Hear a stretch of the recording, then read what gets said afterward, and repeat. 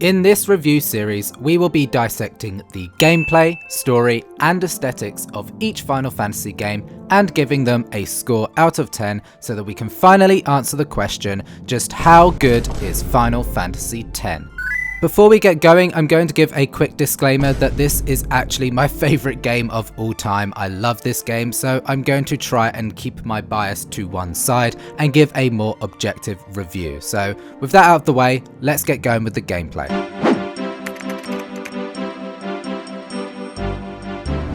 For every positive change they made to the battle system, there is equally a negative one that comes with it. Square had some really cool ideas for this game, but a lot of them are almost there, but just not quite perfect. Aeons are awesome, and each one have their own special abilities and stats, but are way too overpowered as they do not cost MP, so can be spammed very easily. The overdrives are also extremely powerful and can murder almost any boss without any strategy needed.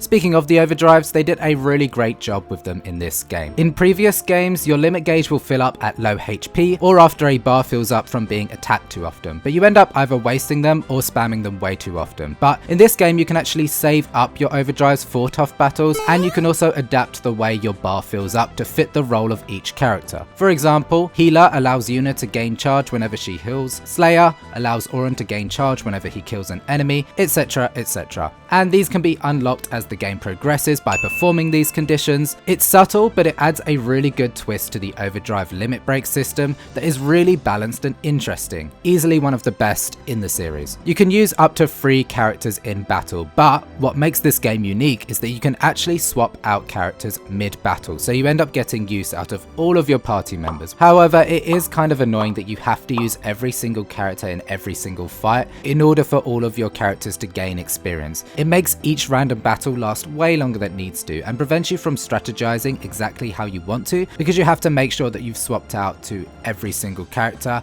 and memorize which characters you have or haven't swapped into, and it drags out fights a lot longer than is necessary. I do wish this game just allowed all of your party members to gain experience regardless of whether you use them in battle or not, and this seems like a very minor detail, but it does make a huge impact on the battle system as a whole and can mess up the fight entirely. The turn-based combat works for me, and I think it works better than the ATB system we've seen prior. You have more time to scroll through items and abilities and carefully choose how you want the battle to go. In the top right hand corner of the screen, you can see the order that each character and enemy is going to take their turn, and you can effectively plan how you're going to heal or buff your allies or even debuff and kill each enemy. Slowing down the pace of battle and giving yourself time just means you get to utilize skills much more frequently and don't have to panic or be frantic every time you hit a random battle. You level up in this game using a sphere grid, and the sphere grid is a very cool system and something very different from the series. Instead of simply leveling up from level 1 to 100, you actually get to move around on a giant board full of stats and abilities, and you can move your characters wherever they please, or so it seems. You're kind of given the illusion of freedom, but realistically you want to stick to the paths of each characters that are set for them so that you can best utilize their stats and gain every single ability in the game. So although you can deviate and go to other people's grids, you kind of want everybody to stick on their grid at the beginning. Kimahri is kind of an exception to this rule. He has a very small grid and then has the freedom to go wherever he wants, and also once you have completed a grid you can explore everybody else's grid. So the system is good, but I do think it was a little bit underutilized and doesn't really give you as much freedom as you would expect. The weapons and armor system in this game is also a standout for me, as they are fully customizable. This allows for a deeper strategy and incentivizes item hunting, stealing, and bribing from enemies. So although it's not perfect, I do think it is one of the better battle systems in the series, so I'm going to give it an 8 out of 10.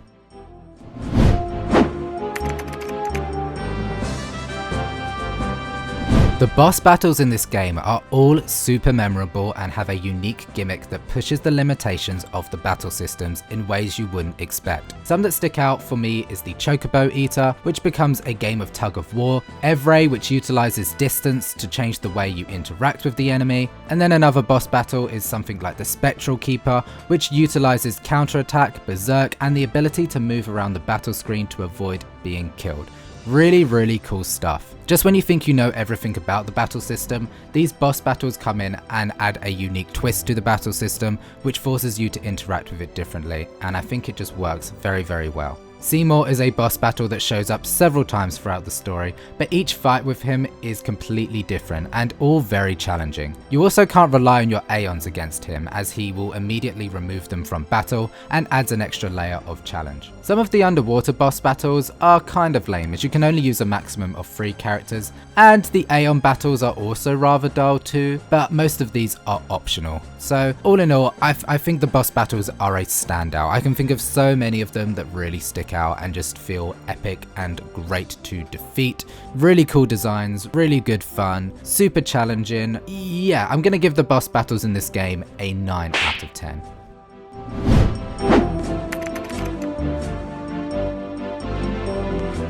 There's not a lot of side content in this game, aside from collecting the celestial weapons, which for the most part is really difficult, as you have to master some rather boring and awkward minigames. Collecting the secret Aeons is also pretty lame. For Yojimbo, you simply have to purchase him with lots of gil, and he's kinda useless apart from a one-hit KO move. The Major Sisters are really awesome, but require every other Aeon in order to obtain them, and Anima is the one I have a massive problem with, as it can only be obtained by collecting all of the hidden treasure in the Cloister of Trials, and if you missed any of the hidden treasure while you were going through the main story, you can return to the temples to gain them, but they are now protected by the Dark Aeons, which are almost impossible to beat without obtaining all of the Aeons and the celestial weapons and maxing out all of your stats, so it becomes almost impossible to complete the game at that point, which is very frustrating. The Monster Arena is definitely a highlight for me, as it allows you to max out stats and face off against some super challenging foes that aren't completely broken in power level, such as the Dark Aeons and Penance, which are the end game boss challenges, and they are really tough, and they push your skills and knowledge of the game to the limits. All in all though, I'm not a huge fan of the side content in this game due to how awkward all of the collectible items are to obtain, but like I said, Monster Arena, pretty cool, so I'm going to give the side content a 4 out of 10.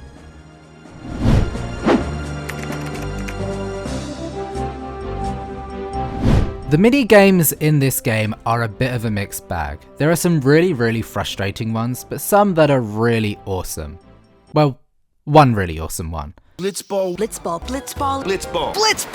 Blitzball is frickin' great. Being able to collect players from all over Spira and battle them out in a giant game of water football is a ton of fun. Are you sure about that? The game itself does get a bit repetitive after a while, however, and incredibly easy once you find all of the best Blitzball players, but for newcomers of the game, I think it's a ton of fun and I honestly still enjoy playing it. Maybe an unpopular opinion, but I think they did a great job with it, to be honest. The other mini games, however, not so much. The Chocobo racing is really awkward to control, and a lot of luck is needed to succeed. The butterfly minigame is pretty boring and forgettable. The cacti minigame is fine, but the worst minigame of all has to be the lightning dodge minigame in the Thunder Plains.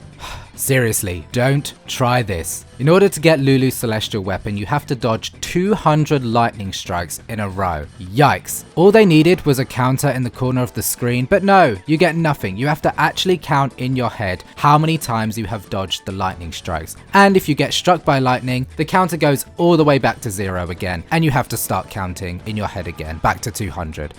Seriously, whose idea was this? Like, this is just not fun at all. I've never actually completed this mini game because I have a life. I do not have time to be sat there stressing out and counting in my head how many times I dodge lightning. It's just not worth it, to be honest, and it's a real shame. There is also the Cloister of Trials, which is honestly a really big letdown. The first 3 are fine, they're fairly easy, and the one in the Jose Temple, kind of fun to be honest, but the last 3, and Bevel in particular, are absolutely terrible. They really break up the pacing of the action, and are so slow and tedious to complete, and you can't skip any of them. So yeah, not good. I don't think Blitzball can save this score, to be honest. I think the mini games are pretty trash in this game, so I'm going to give them a 3 out of 10. Calculating all of these scores together and working out the average gives us a score of 6 out of 10 for the gameplay.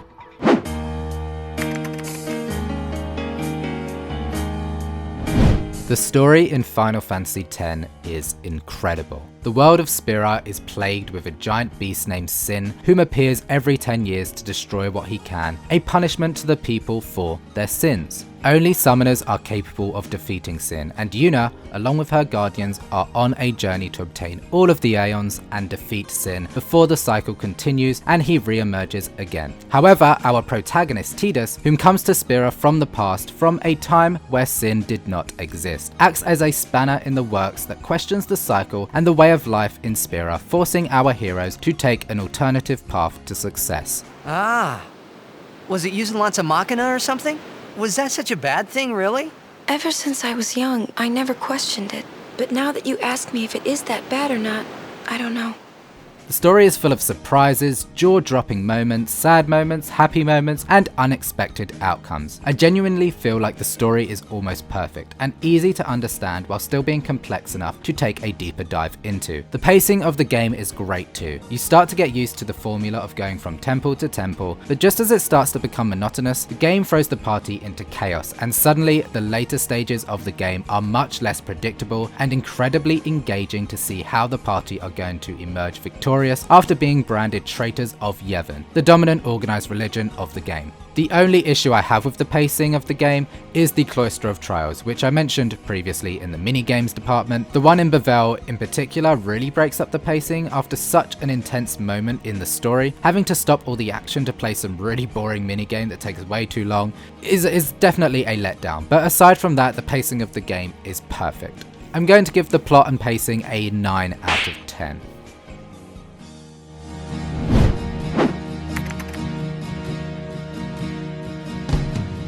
Most of the themes of Final Fantasy X revolve around the organized religion, Yevon, and the corruption, lies, and secrets that are discovered throughout the game that really drive the narrative that nothing is as it seems in Spira, and the people are being fed false information to stop anybody revolting against them. This leads to prejudice and racism against a race of people named the Albed, whom dare to challenge the teachings of Yevon and are often used as a scapegoat for the reason of Sin's constant reappearance. These are some really heavy themes that feel very real and relevant in our world even to this day, which is why this story and this game is so popular still. Some other themes include sacrifice and death. Spira revolves around death. It is what drives our characters to go on their journey to prevent death, and it is what fuels people to have faith in Yevon. Death is used as a weapon to control, and images of death are always looming around Spira, known as pyreflies, which are memories of those that have died that can compile together to create fiends. Summoners must sacrifice themselves for the greater good of Spira in order to postpone the spiral of death for at least another 10 years.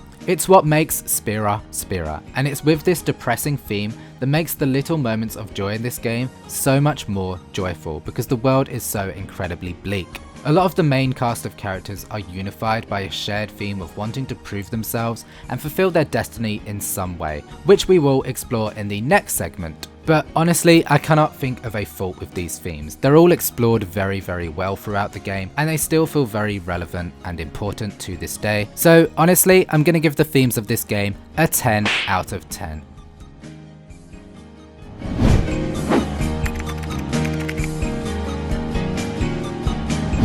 Yuna and Tidus' love story is one of the most compelling and believable of the series. We first see Yuna as a very well-mannered and polite young summoner attempting to follow in her father's footsteps by defeating Sin and bringing the calm to Spira. It puts a lot of pressure on her and forces her to mold herself into what everybody wants from her, as to not disappoint anyone. But then, in walks Tidus, an arrogant, brash, and boisterous blitzball twink that, much like Yuna, feels the pressure to follow in the footsteps of their famous father, whom, for Tidus, was the greatest blitzball player of their generation. Yuna immediately feels connected to Tidus because of this, and she opts to have him journey with them. Tidus, not being from Spira, forces Yuna to challenge her beliefs and inspires her, telling her stories of the land where he is from, where there is no pain, there is no suffering, and most importantly, no sin. It's through Tidus that Yuna dares to challenge everything she has been taught and leads the party to take alternative paths. Their relationship isn't the main focal point of the story, but it's always looming in the background, and you see their bond grow and develop as the story progresses, which feels super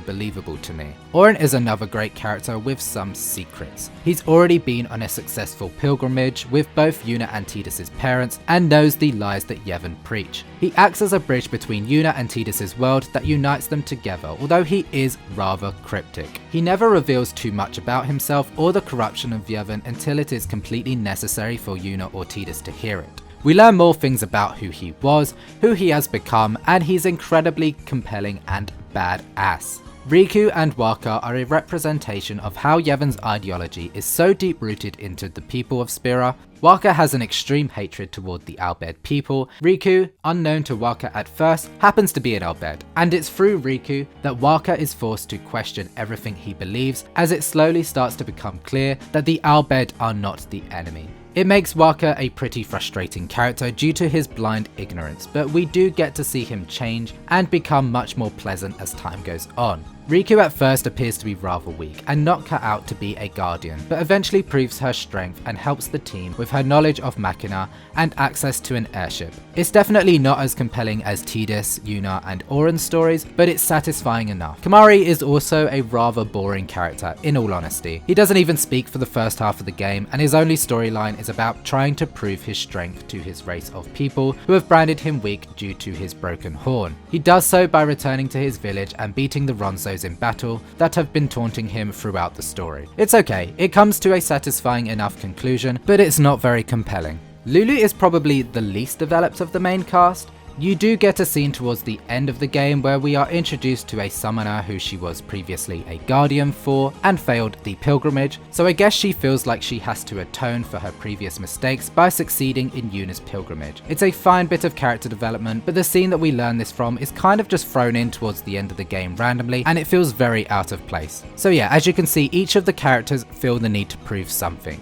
Yuna has to prove that she is as strong as her father, Tidus has to prove the same, Auron needs to prove that he can be successful in this next pilgrimage, Kimahri has to prove his strength to his fellow Ronzos, Lulu has to prove that she can be successful in her next pilgrimage, Waka needs to prove that he's not a racist, I guess. But this isn't our bed shop.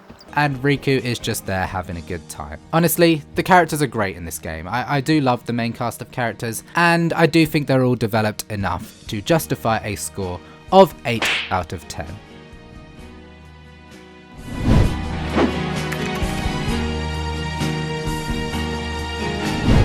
The two main villains of the game are Seymour and Jecht/Sin.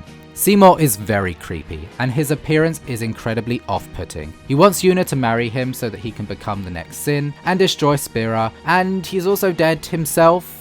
Honestly, it's kinda corny, and his plan becomes kinda confusing as time goes on. He gets defeated several times in battle, but he never gets sent to the Far Plane, which is the Final Fantasy X version of the Afterlife. It starts to become quite tiresome as time goes on, but his presence is still rather menacing. Jecht is Tidus' father, who also happens to be the giant monster that is killing thousands of people in Spira. It's a constant threat that looms over Spira, creating an aura of fear that never disappears and seeps its way into everybody who lives in Spira. We see several times through many crazy cool cutscenes the power that Sin holds, and there's a personal connection to our main protagonist, which helps drive the narrative forward. So yeah, Seymour is a little bit cliche and tiresome, but Sin and Jecht, despite not having any actual scenes with dialogue for a while, are much more threatening and compelling villains. So I'm going to give the villains of this game a 6 out of 10. Calculating the average score of each category gives us a final score of 8.25 for the story.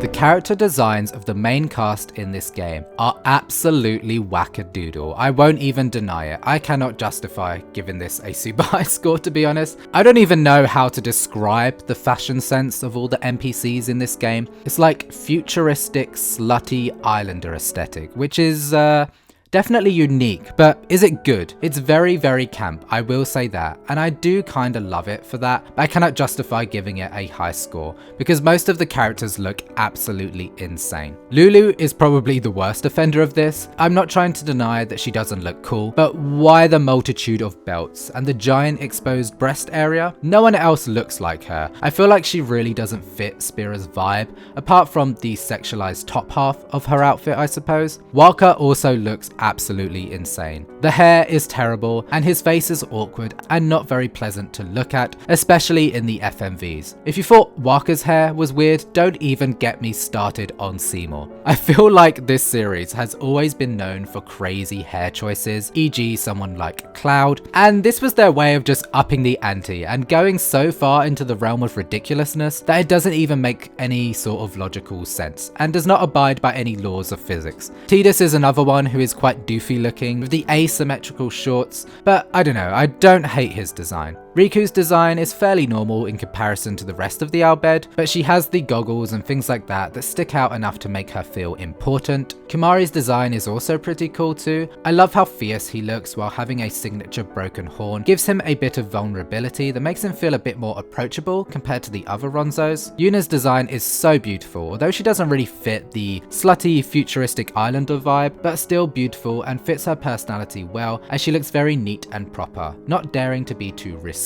or scandalous. I love Auron's design too, and it really fits his character. He has these glasses and a jacket that covers part of his face. It fits his personality well as he is a man with many secrets and lots of parts of his face and body are hidden from us, right? So it makes sense, you know? He's just very cool and epic and powerful looking. Unfortunately, Yuna and Auron's design are not going to save this one. I have to give the character designs a 4 out of 10.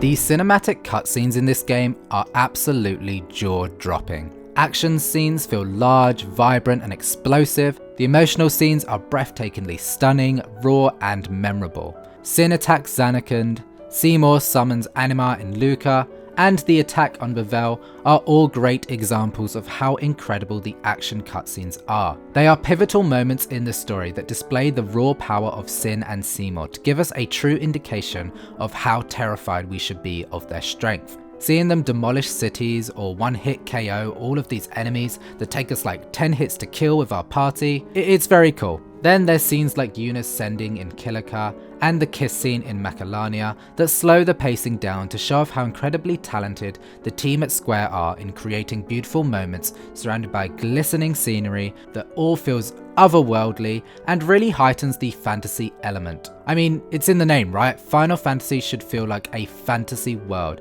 and the cutscenes really take you to that place. A downside of some of the cinematics in this game has to be the in-game character models, especially in the Final Fantasy X remaster, which most people will be playing these days. They're pretty botched. It strips away some of the emotion in the faces of the characters that was present in the original games, and it is definitely quite distracting. Another issue is of course the voice acting. It is definitely weird, but I'm so used to it that it doesn't even bother me, and I can't even imagine the lines said in any other way. And before that, we get to pray at the temple in Jose.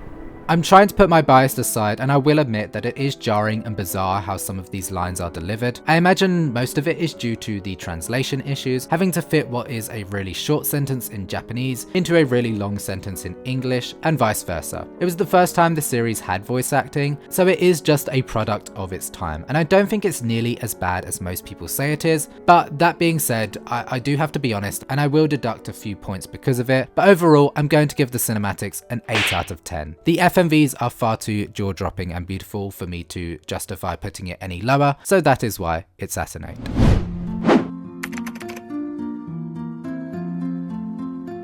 8. Spira may be a pretty bleak place to live, but it sure as hell is pretty. The themes of destruction are very apparent. Almost every single area you visit has some sort of ancient ruin that is just jutting out of it. It keeps the theme of death very apparent and adds a bit of history to every place you visit. You get all the staples: desert land, iceland, big open grassy areas, it's all there. Although the game is essentially a long hallway, something that is often hated in other Final Fantasy games such as 13, what makes 10 better is the fact that you see the map every time you enter a new area, showing you how far you are going on your journey. And you also get a chance to revisit each area once you have the airship, and can even access areas that you couldn't reach when you first visited these areas. You start off your journey in a tiny humble island, and slowly the cities get grander, the areas between get more and more dangerous, and the scale of everything gets larger and more expansive. There is a lonely feeling in Spira, especially when you reach areas like the Calmlands, lands, as you get the sense that Spira is just lacking people and all the trauma the land has been through is ever present everywhere you go. Bevelle is a bit of a flop. It's Yevon's city, which is huge and plays a large role in the story, but the only part we get to see is this bridge. Bit of a letdown. The fixed camera angles also mean that you can't really stop and look around at the world either, so you miss out on seeing some potentially breathtaking sights. But that aside, I do think the world is absolutely incredible, and I'm going to give it a 9 out of 10.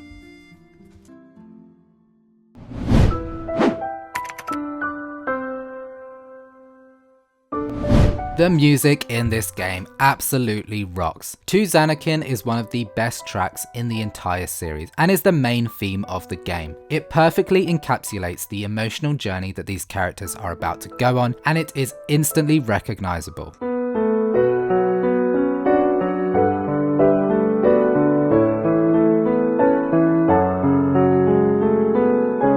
She's really good. Other great tracks include Yuna's theme, a beautiful song for a beautiful character,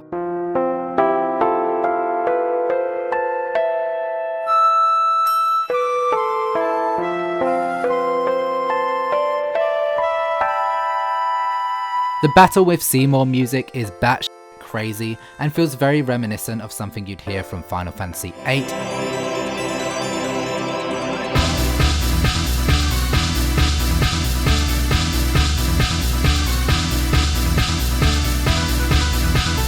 And then you have Jack's theme, which is this over-the-top death metal track which we have never seen before in a Final Fantasy game, and it's really, really cool, different and refreshing for the series.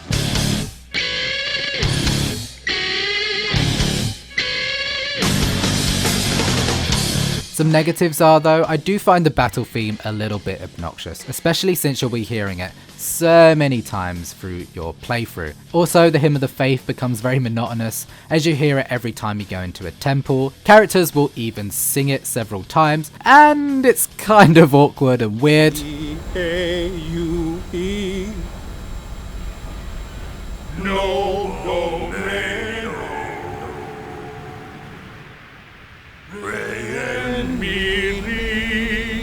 Shut when you think of go. Also, some of the area's themes don't really fit. The Thunder Plains is the best example of this.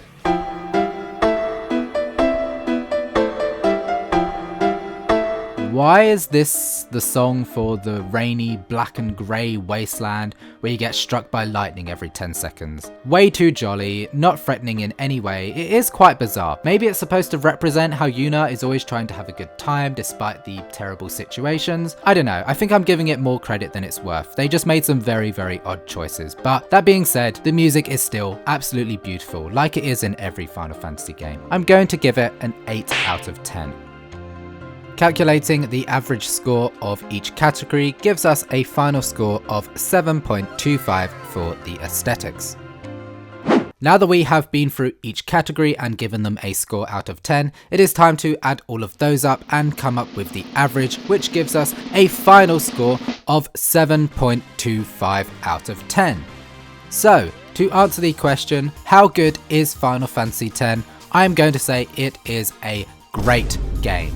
If you are new to the series and are looking for the first game to play in the series, I would highly recommend starting with Final Fantasy X. The story is compelling, the battle system is easy to understand and can sink a lot of time into. It's also one of the newer games, so the graphics are not too off-putting, it feels fairly modern and fresh. If it were up to me, I would probably give this game a 9 out of 10, but putting my bias aside and factoring in some of the obvious flaws of the game, I cannot justify giving it any higher score realistically. So 7.25 feels quite correct. Go ahead, pick up Final Fantasy X, it's a blast. Shout out to my Jamly members Hugo, Robbie Rose and Jerry Lin. Also shout out to my Super Jams, Panus Pusher, Alexander Lazilla, Soul I, Jack B and N. And you can also join and become a member using the link in the description to gain a shout out at the end of each video, as well as early access to my videos and priority replies and special behind the scenes footage. But that is all from me today guys, thank you so much for watching, my name has been JamSac, see you guys next time.